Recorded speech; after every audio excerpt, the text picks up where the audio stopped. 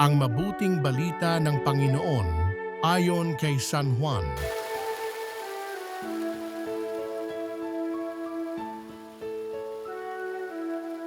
May isang Pariseo at pinuno ng mga Hudyo na nagngangalang Nicodemo.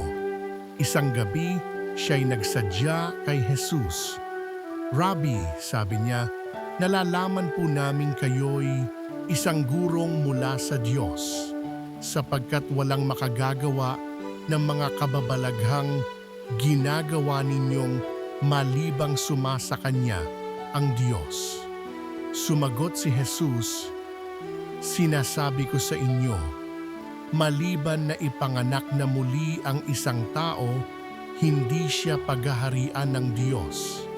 Paano pong maipapanganak na muli ang isang tao kung matanda na siya? Makapapasok pa ba siya sa tiyan ng kanyang ina para ipanganak uli?" Tanong ni Nicodemo.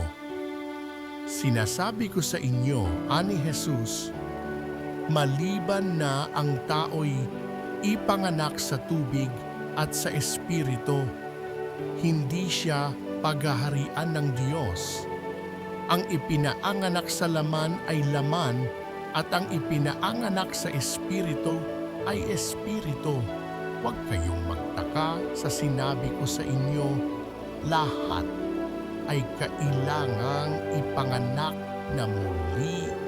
Umiihip ang hangin kung saan ibig at naririnig ninyo ang ugong nito, ngunit hindi ninyo alam kung saan nanggagaling at kung saan naparoroon. Gayon din ang bawat ipinanganak sa Espiritu."